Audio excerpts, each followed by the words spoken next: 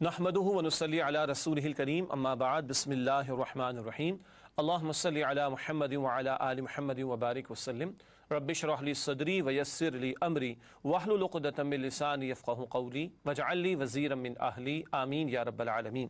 ناظرین کرام السلام علیکم ورحمۃ اللہ وبرکاتہ۔ پروگرام تعلیمات قرآن میں آپ کو خوش آمدید کہتے ہیں۔ الحمدللہ ہر نشست میں ایک ایک پارے کے مضامین کا تجزیہ اور اہم آیات کا مطالعہ اور اوامر و نواہی آپ کی خدمت میں پیش کرتے ہیں۔ انشاءاللہ آج ہم قرآن حکیم کے 90 پارے کے حوالے سے گفتگو کریں گے۔ آئیے سب سے پہلے ہمیشہ کی طرح تعارف آپ کی خدمت میں پیش کرتے ہیں۔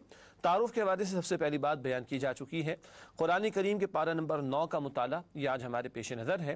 اگلی بات سورۃ الاعراف رکوع نمبر 11 تا سورۃ الانفال رکوع نمبر 4، یہ رکوع ہیں کہ جو سورہ اعراف کے اور انفال کے 90 پارے میں شامل ہیں۔ آیات کا بھی تذکرہ آپ کے سامنے کرتے ہیں۔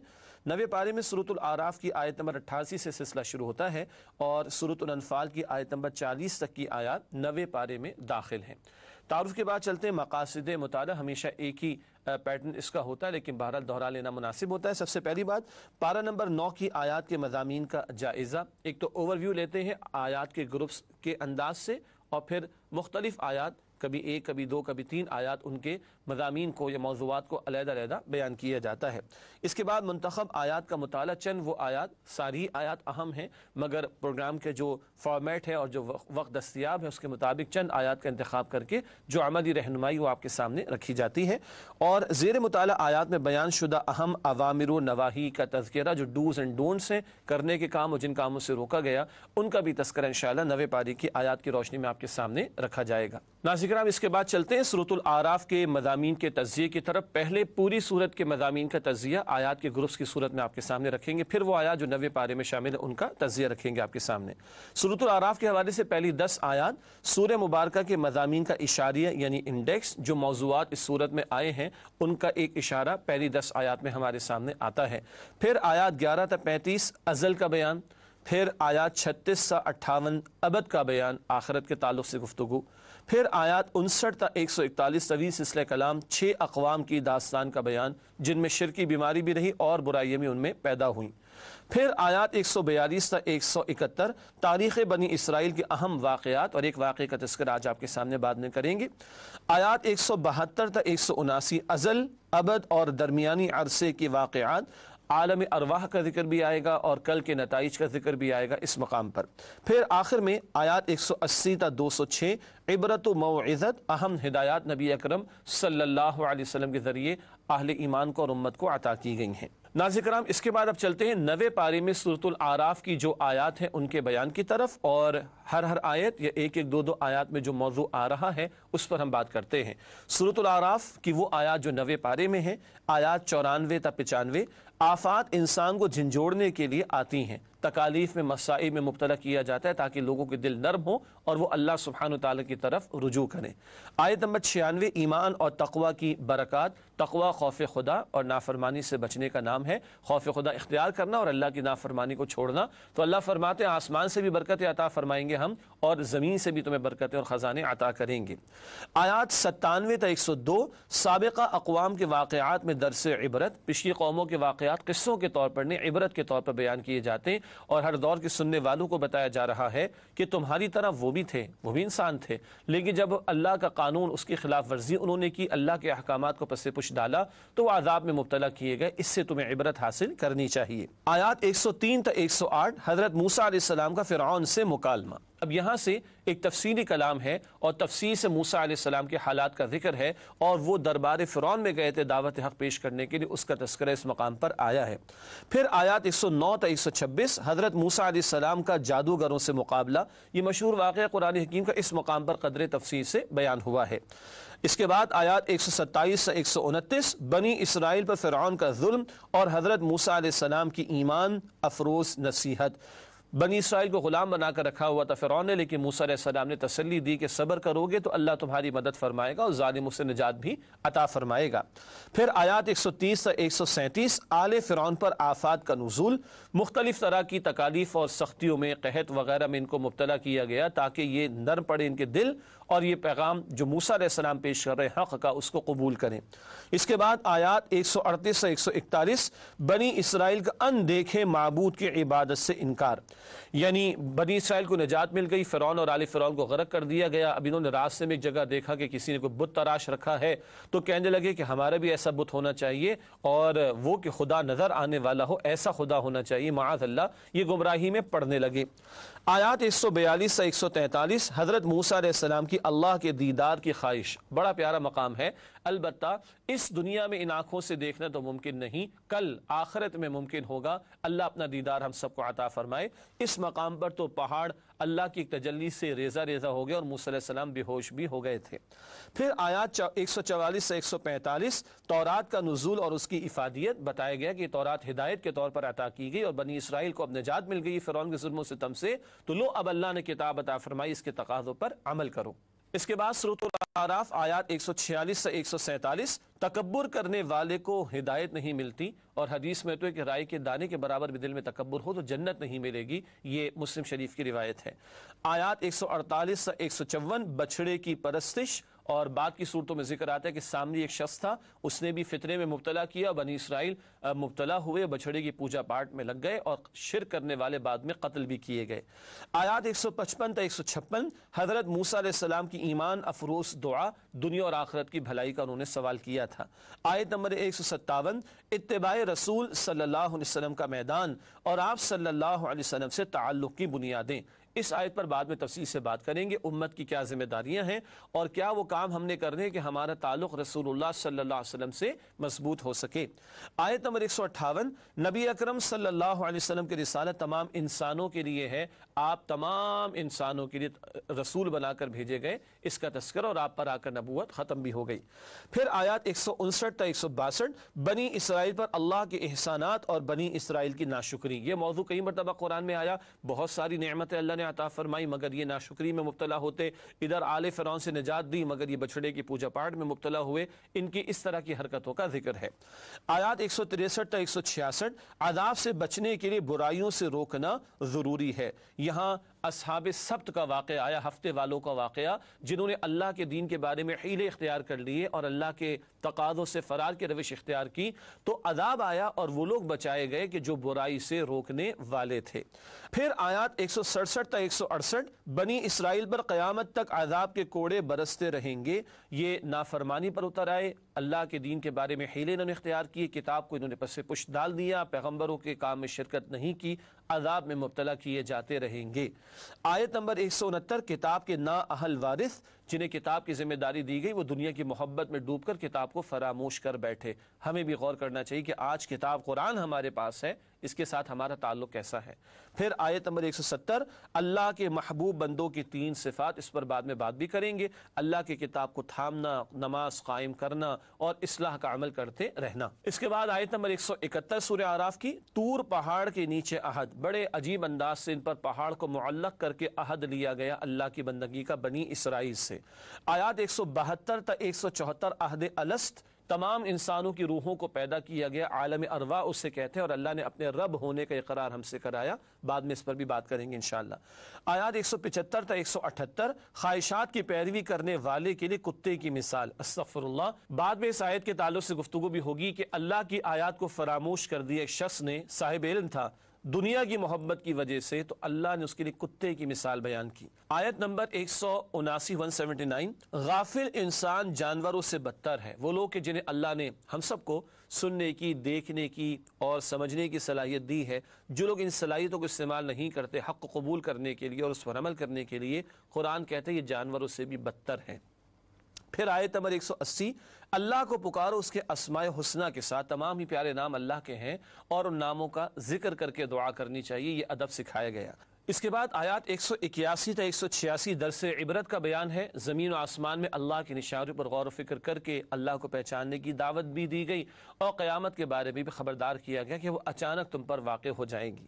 پھر آیات 187 تا 188 نبی کریم صلی اللہ علیہ وسلم کا اعتراف عاجزی و بے بسی۔ مشرکین کہتے تھے آپ یہ معجزہ دکھا دیں، وہ نشانی دکھا دیں، آپ فرماتے میں اللہ کا بندہ ہوں اور میں اس کے حکم کا پابند ہوں اور میں اپنے نفع نقصان کا بھی اختیار نہیں رکھتا، تو مجھ سے ایسے تقاضے کیوں کرتے ہو؟ پھر آیات 189 تا 190 انسانوں کی ناشکری، اللہ تعالیٰ کے احکامات کی پامالی کرتے ہیں وہ اللہ کے جس نے کروڑ کروڑ نعمت عطا فرمائی، ناشکری کے تعلق سے یہاں پر ذکر ہے۔ آیات 191 تا 198 معبودان باطل کی لاچارگی، یہ جن کو تم نے اپنے ہاتھوں سے بنایا، مشرکین کو بنایا گیا، یہ بیچارے اپنا دفاع بھی نہیں کر سکتے، تمہارے نفع نقصان کا کیسے اختیار رکھیں گے؟ پھر آیات 199 تا 202 عفو درگزر کی تلقین، دین کی دعوت کا کام کرنے والوں کے لیے بھی اہم رہنمائی، اور نبی کریم صلی اللہ علیہ وسلم کے ذریعے اہل ایمان کو ہدایت بھی دی گئی ہے کہ مشرکین جو مخالفت پر اتر آئے ہیں ان کے ساتھ ابھی درگزر کا اور معافی کا رویہ اختیار کیا جائے۔ اس کے بعد سورہ اعراف کی آیت نمبر 203 معجزات کی طلبی اور اللہ کا جواب۔ اللہ سبحانہ وتعالیٰ نے سب سے بڑا معجزہ قرآن کی صورت میں عطا فرمایا، اور تمہارے مانگنے پر معجزہ ملے اور تم اس کے تقاضوں پر عمل نہ کرو تو عذاب آئے گا، یہ باتیں کئی مرتبہ پہلے آ چکی ہیں۔ آیت نمبر 204 میں سماعت قرآن کے آداب کا ذکر ہے، جب قرآن پڑھا جائے تو خاموش رہو اور توجہ سے سنو تاکہ تم پر رحم کیا جائے۔ اور آخر میں آیات 205 تا 206 اللہ کے ذکر کے آداب، صبح و شام اللہ کا ذکر کیا جائے، عاجزی کے ساتھ، چپکے اور دھیمی آواز کے ساتھ، یہ آداب ذکر سورۃ الاعراف کے اختتام پر بیان کیے گئے۔ ناظرین کرام، الحمدللہ سورۃ الاعراف کی آیات کا تجزیہ آپ کے سامنے پیش کیا گیا۔ اب چلتے ہیں منتخب آیات کا مطالعہ کرنے کی طرف، اور آپ کے علم ہے کہ چند آیات کا انتخاب کر کے ان کا مختصر سا بیان آپ کے سامنے رکھا جاتا ہے۔ سورۃ الاعراف کی وہ آیات جو 90 پارے میں شامل ہیں، ان میں سے چند منتخب آیات کا مطالعہ پیش خدمت ہے۔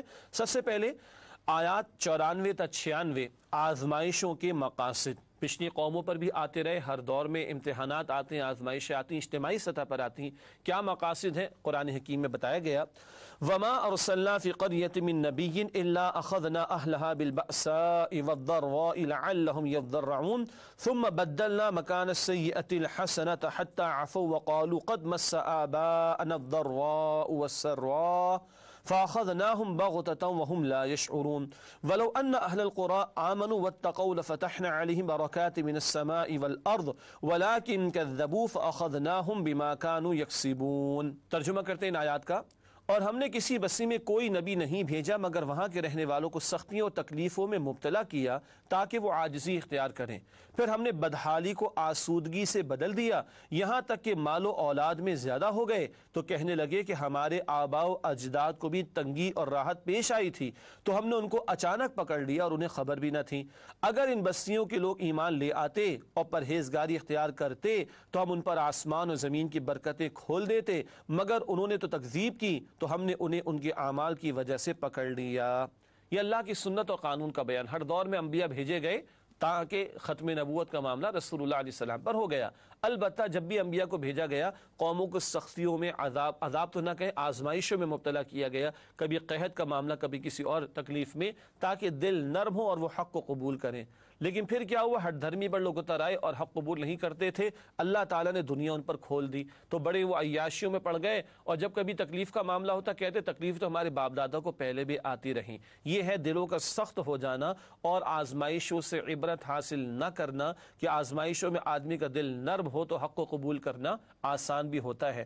آج ہمارے میں کبھی زلزلے طوفان آتے تو ہٹ دھرمی میں آ کے کچھ لوگ کہتے ہیں زلزلے تو مریخ پر بھی آتے ہیں، اور اللہ کے بندو، اللہ نے بندوں کو امتحان کے لیے مریخ پر نہیں بھیجا، زمین پر بھیجا ہے۔ ان آزمائشوں سے دلوں کا نرم ہونا، یہ مقصود عبرت حاصل کرنی چاہیے۔ ایک اور اہم مقام ہے سورۃ الاعراف میں آیت نمبر 164۔ ان آیات میں اس سے قبل اور بعد میں اصحاب السبت ہفتے والوں کا واقعہ آیا ہے۔ یہاں ذکر ہے نہیں عن المنکر کا فریضہ کیوں انجام دیں، بتایا جا رہا ہے، ارشاد ہوا وَإِذْ قَالَتْ أُمَّةٌ مِّنْهُمْ لِمَ تَعِظُونَ قَوْمًا اللَّهُ مُهْلِكُهُمْ أَوْ مُعَذِّبُهُمْ عَذَابًا شَدِيدًا قَالُوا مَعْذِرَةً إِلَىٰ رَبِّكُمْ وَلَعَلَّهُمْ يَتَّقُونَ۔ ترجمہ، اور جب ان میں سے ایک جماعت نے کہا کہ تم ایسے لوگوں کو کیوں نصیحت کرتے ہو جن کو اللہ ہلاک کرنے والا یا سخت عذاب دینے والا ہے، تو انہوں نے کہا اس لیے کہ تمہارے پروردگار کے سامنے معاذرت پیش کر سکیں اور شاید کہ وہ پرہیزگاری کی روش اختیار کریں۔ بستی والے نافرمانی میں مبتلا ہوئے تو وہ لوگ کہ جو نافرمانی سے بچتے بھی تھے اور روک بھی رہے تھے، ان کو کچھ ان لوگوں نے کہا کہ جو نافرمانی سے بچ تو رہے تھے مگر نافرمانوں کو روک نہیں رہے تھے۔ یہ بچنے والے تیسرے گروہ سے کہہ رہے ہیں جو نافرمانی سے بچ بھی رہے تھے اور نافرمانوں کو روک بھی رہے تھے۔ بھئی کیوں ان کو سمجھاتے ہو؟ جیسے آج ہمارے معاشرے میں کہتے ہیں نا، کیوں پرائے معاملے میں ٹانگ اڑاتے ہو، یہ اپنی قبر میں جائیں گے تم اپنی قبر میں جاؤ گے، بھئی کیوں ان کو روکتے ہو؟ تو یہ تیسرے گروہ والے کہتے ہیں کہ دیکھو بھائی، اللہ کے سامنے معذرت پیش کر سکے، اللہ پوچھے گا، اکیلے کے لیے تم بچتے رہے گناہ سے، دوسروں کو کیوں نہ روکا؟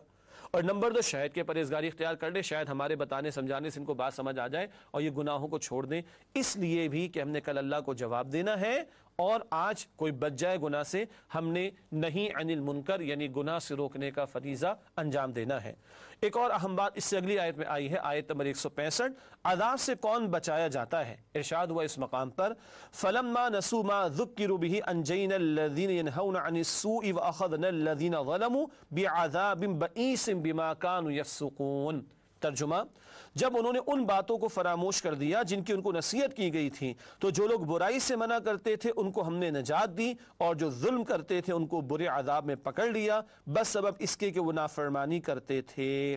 جب عذاب آئے تو کون بچائے گئے؟ جو گناہوں سے روکنے والے تھے، منکرات سے روکنے والے تھے، یہی امت کی ذمہ داری ہے۔ اور اللہ کے پیغمبر علیہ السلام نے فرمایا، جامع ترمذی کی حدیث ہے، تم لازماً نیکی کا حکم دو گے اور تم لازماً بدی سے روکو گے، اگر تم نے فریضہ انجام نہ دیا تو اندیشہ ہے کہ تم پر اللہ کا عذاب آئے گا، پھر تم دعائیں کرو گے اور تمہاری دعائیں قبول نہیں ہوں گی۔ ترمذی شریف میں یہ روایت ہے۔ اس کے بعد اگلی آیت جس کا انتخاب کیا گیا سورۃ الاعراف کی آیت نمبر 172، عالم ارواح کے عہد کا بیان۔ ارشاد ہو رہا ہے، وَإِذْ أَخَذَ رَبُّكَ مِن بَنِي آدَمَ مِن ظُهُورِهِمْ ذُرِّيَّتَهُمْ وَأَشْهَدَهُمْ عَلَىٰ أَنفُسِهِمْ أَلَسْتُ بِرَبِّكُمْ قَالُوا بَلَىٰ شَهِدْنَا أَن تَقُولُوا يَوْمَ الْقِيَامَةِ إِنَّا كُنَّا عَنْ هَٰذَا غَافِلِينَ۔ ترجمہ، اور یاد کرو جب تمہارے رب نے اولاد آدم کی پشت سے ان کی اولاد کو نکالا اور ان سے خود انہی کے متعلق اقرار لیا کہ کیا میں تمہارا رب نہیں ہوں؟ سب نے جواب دیا، کیوں نہیں، ہم سب گواہ ہیں کہ تو ہی ہمارا رب ہے۔ یہ اقرار اس لیے کرایا تھا کہ قیامت کے دن کہیں یوں نہ کہنے لگو کہ ہم کو تو اس کی خبر ہی نہ تھی۔ یہ آیت نمبر 172 سورہ اعراف کی۔ اور حدیث نے بتایا تمام انسانوں کی روحوں کو ایک ہی وقت میں اللہ نے پیدا کیا اور ہم سب سے اللہ نے اقرار کرایا اپنے رب ہونے کا، اور اس عہد کو یاد دلانے کے لیے کتابیں بھی نازل کی، پیغمبروں کو بھی بھیجا، اور یہی عہد ہے جو سورہ فاتحہ کے اندر ہم دہراتے ہیں، ایاک نعبد، اللہ نے اپنے رب ہونے کی بنیاد پر عبادت کا تقاضا کیا ہے۔ سورہ قریش میں آتا ہے فَلْيَعْبُدُوا رَبَّ هَذَا الْبَيْتِ، اس گھر کے رب کی عبادت کرنی چاہیے ان کو۔ تو اللہ نے عبادت کا تقاضا کیا ہے رب ہونے کی بنیاد پر، اور وہ ہمارا رب ہے، اس کا اقرار اس نے ہم سے کرایا تھا عالم ارواح میں۔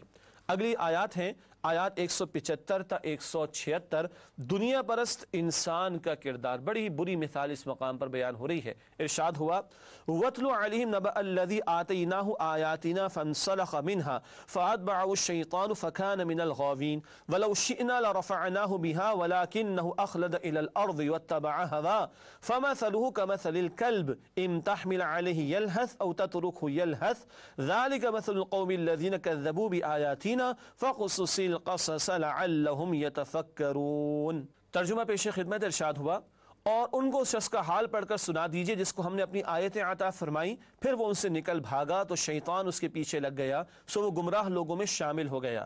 اور اگر ہم چاہتے تو اس کو ان آیتوں کی بدولت بلند مرتبہ عطا کرتے، مگر وہ تو پستی کی طرف مائل ہو گیا اور اپنی خواہش کے پیچھے چل پڑا، تو اس کی مثال کتے کی سی ہو گئی کہ اگر سختی کرو تو زبان نکالے رہے اور یوں ہی چھوڑ دو تو بھی زبان نکالے رہے۔ یہی مثال ان لوگوں کی ہے جنہوں نے ہماری آیتوں کو جھٹلایا، تو ان سے یہ قصہ بیان کر دو تاکہ وہ غور و فکر کریں۔ یہ آیات 175 تا 176 کا ترجمہ، اور اس کے پیچھے مفسرین نے خاص واقعہ بھی بیان فرمایا۔ حاصل یہ کہ شخص کو اللہ نے اپنی آیات کا علم عطا کیا، پیغمبر کے ذریعے پہنچا ہوگا، مگر وہ دنیا کی محبت میں ڈوبا۔ واقعات میں یہ بھی لکھا ہے کسی عورت کی زلفوں کا اسیر ہو گیا، یہ دنیا کی محبت میں غرق ہو کر اللہ کی آیات سے دور ہو گیا۔ اب شیطان پیچھے لگا اور فرمایا کہ اس کا ساتھی بن گیا۔ مزید آگے اس کے لیے کتے کی مثال دی، کتے کی رال ٹپکتی، زبان لٹکتی رہتی ہے، یہ حرص اور لالچ کی علامت ہے۔ یہ شخص دنیا کی محبت میں ڈوبا تو اللہ تعالیٰ نے کتے جیسی مثال اس کے لیے بیان کی۔ استغفر اللہ، اللہ ہمیں اپنے کلام سے مضبوط تعلق قائم کرنے کی توفیق عطا فرمائے۔ اگلی آیت ہے آیت نمبر 179 179، اہل جہنم کون؟ ارشاد ہوا وَلَقَدْ ذَرَأْنَا لِجَهَنَّمَ كَثِيرًا مِنَ الْجِنِّ وَالْإِنسِ لَهُمْ قُلُوبٌ لَا يَفْقَهُونَ بِهَا وَلَهُمْ أَعْيُنٌ لَا يُبْصِرُونَ بِهَا وَلَهُمْ آذَانٌ لَا يَسْمَعُونَ بِهَا أُولَئِكَ كَالْأَنْعَامِ بَلْ هُمْ أَضَلُّ أُولَئِكَ هُمُ الْغَافِلُونَ۔ ترجمہ، اور ہم نے بہت سے جن اور انسان دوزخ کے لیے پیدا کیے ہیں، ان کے دل ہیں لیکن وہ ان سے سمجھتے نہیں، اور ان کی آنکھیں ہیں مگر وہ ان سے دیکھتے نہیں، اور ان کے کان ہیں پر وہ ان سے سنتے نہیں۔ یہ لوگ بالکل چوپایوں کی طرح ہیں بلکہ ان سے بھی بھٹکے ہوئے، یہی وہ ہیں جو غفلت میں پڑے ہوئے ہیں۔ اللہ ہم سب کو جہنم کے عذاب سے محفوظ کرے۔ خود قرآن بتا رہے کون ہیں؟ دل سے سیکھتے سمجھتے نہیں ہیں، کانوں سے سنتے نہیں حق کو، آنکھوں سے دیکھتے نہیں حق کو، جنہوں نے جانتے بوجھتے صلاحیت استعمال نہ کی حق کی قبولیت اور اس کے تقاضوں پر عمل کے لیے، یہ ہیں وہ جو اپنے لیے جہنم کی تیاری کر رہے ہیں۔ اللہ ہم سب کو جہنم کے عذاب سے محفوظ فرمائے۔ ناظرین کرام، اس کے بعد منتخب آیات جو سورۃ الاعراف کی ہیں، 9ویں پارے کے تعلق سے آخری انتخاب ہے آیات 199 تا 200 کا، فریضہ دعوت کے لیے ہدایات۔ ارشاد ہوا خذ العفو وامر بالعرف واعرض عن الجاہلین واما ينزغنك من الشیطان نزغ فاستعذ باللہ انہ سمیع علیم۔ ترجمہ، عفو اختیار کیجئے اور نیک کام کرنے کا حکم دیجئے اور جاہلوں سے کنارہ کشی اختیار کیجئے، اور اگر شیطان کی طرف سے آپ کے دل میں کسی طرح کا وسوسہ پیدا ہو تو اللہ سے پناہ مانگیے، بے شک وہ سننے والا اور سب کچھ جاننے والا ہے۔ امت کو ہدایت دی جا رہی ہے رسول اللہ علیہ السلام کے ذریعے سے، صحابہ کو سمجھایا جا رہا ہے، اہل ایمان کو ہدایت دی جا رہی ہے، مخالفت تو ہو رہی ہے کفار و مشرکین کی طرف سے، مگر ابھی درگزر کا معاملہ کرنا ہے، نیکی کی دعوت جاری رہے گی، اور جاہلوں سے کنارہ کشی سے مراد ان سے الجھنا نہیں اور دعوت کے کام کو آگے بڑھاتے رہنا ہے۔ ہاں، شیطان کبھی نہیں چاہے گا دعوت کا کام آگے بڑھے اور عمدگی کے ساتھ اہل ایمان یہ کام کرے، وہ اکسانے کی کوشش کرے گا، وہ کہے گا انہوں نے تم سے تم نے ان سے پیسے لے رکھے، جو تمہارے ساتھ یہ برا سلوک کر رہے ہیں، تمہیں برا بھلا کہہ رہے ہیں، تم بھی پلٹ کر جواب دو۔ نہیں، یہ شیطان کی طرف سے اس طرح کا وسوسہ آئے تو اللہ کی پناہ میں آنے کی کوشش کی جائے، کیونکہ شیطان ہمارا دشمن ہے، ہم اپنے بلبوتے پر تو اس کا مقابلہ نہیں کر سکتے جب تک کہ اللہ کی توفیق شامل حال نہ ہو۔ بڑی اہم ہدایات یہ ان لوگوں کے لیے جو دین کی دعوت کے کام میں مصروف و عطا کی گئیں۔ ناظرین کرام، اس وقت ایک وقفے کا موقع آیا چاہتا ہے، آپ سے ملاقات کرتے ہیں ایک وقفے کے بعد، انشاءاللہ امید ہے آپ ہمارے ساتھ رہیں گے۔ السلام علیکم ورحمۃ اللہ وبرکاتہ۔ السلام علیکم ورحمۃ اللہ وبرکاتہ۔ ناظرین کرام، تعلیمات قرآن پروگرام میں آپ کو خوش آمدید کہتے ہیں، اور وقفے سے پہلے سورۃ الاعراف کی منتخب آیات کا مطالعہ آپ کی خدمت میں پیش کیا گیا۔ ناظرین کرام، اس کے بعد سورۃ الانفال کا آغاز ہوتا ہے۔ آئیے سورۃ الانفال کے مضامین کا تجزیہ آپ کے سامنے رکھتے ہیں۔ پہلی بنیادی بات، غزوہ بدر پر تبصرہ، پہلا باقاعدہ معرکہ جس میں دو بدو جنگ کی نوبت بھی آئی، وہ غزوہ بدر ہے نبی کریم صلی اللہ علیہ وسلم کے حیات طیبہ میں، اور اس کے حوالے سے تفصیلی تبصرہ سورۃ الانفال میں اللہ سبحانہ و تعالیٰ نے عطا فرمایا ہے۔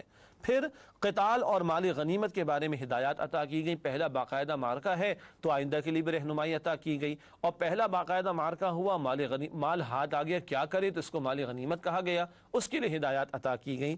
اہل ایمان کی صفات بھی بیان ہوئی، سورۃ الانفال کے آغاز میں بھی باطنی صفات کا ذکر بھی آتا ہے اہل ایمان کی، اور سورۃ الانفال کے آخر میں بھی اہل ایمان کی ظاہری صفات کا ذکر آتا ہے۔ یہ موضوعات اور مضامین جو سورۃ الانفال میں ہمارے سامنے آتے ہیں۔ اب بات کو آگے بڑھاتے ہیں اور سورۃ الانفال کی وہ آیات جو 9ویں پارے میں شامل اور داخل ہیں ان کا تجزیہ آپ کے سامنے رکھتے ہیں۔ سب سے پہلے سورۃ الانفال آیت نمبر 1، مال غنیمت کے حوالے سے فیصلہ۔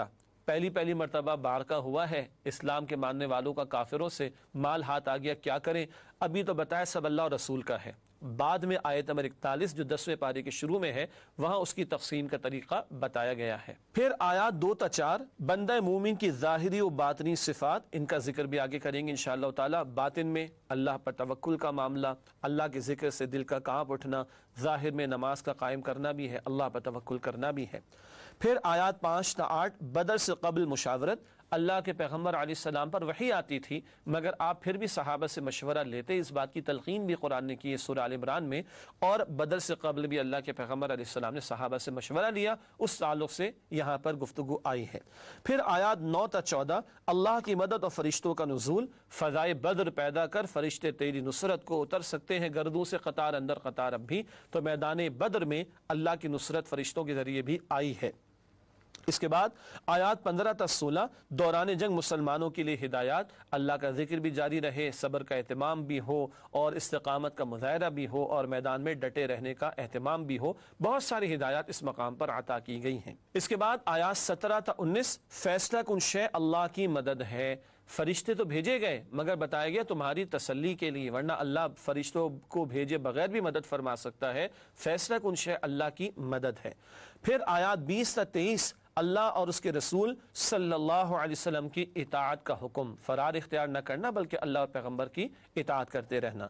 آیات 24 تا 25، اللہ اور اس کے رسول صلی اللہ علیہ وسلم کی پکار پر لبیک کہو، جب پکاریں گے وہ تمہاری بہتری کے لیے پکاریں گے، ان کی پکار پر لبیک کہنے کا حکم ہے۔ آیات 26 تا 28، نعمتوں کو یاد رکھنے اور امانت کی پاسداری کا حکم، اس پر بعد میں بھی بات کریں گے۔ خیانت سے روکا گیا اور اللہ کی نعمتوں کو یاد رکھنے کی تلقین کی گئی۔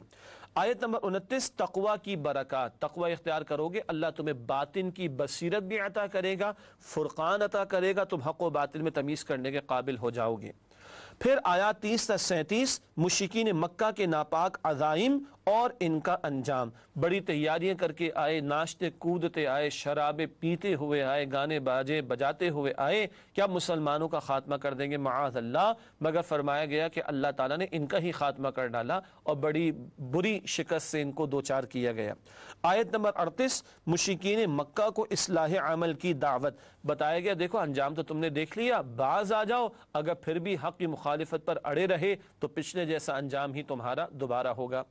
پھر آیات 39 تا 40، فتنے کے خاتمے اور دین کے غلبے کے لیے قتال فی سبیل اللہ کا حکم۔ اسی مقام پر 90 پارے کا اختتام بھی ہوتا ہے۔ فتنہ ایسے حالات کو بھی کہا جاتا ہے کہ جب اللہ کی کامل بندگی ممکن نہ ہو، اور ایسے فتنے کے خاتمے کے لیے اگر کبھی جنگ بھی کرنا پڑے، البتہ اس کی شرائط ہیں، اگر کبھی جنگ بھی کرنا پڑے تو کی جائے گی تاکہ فتنے کا خاتمہ ہو سکے اور اللہ کی کامل بندگی ممکن ہو سکے۔ ناظرین کرام، الحمدللہ سورۃ الانفال کی وہ آیات جو 90 پارے میں شامل ہیں ان کی حوالے سے تجزیہ پیش کیا گیا۔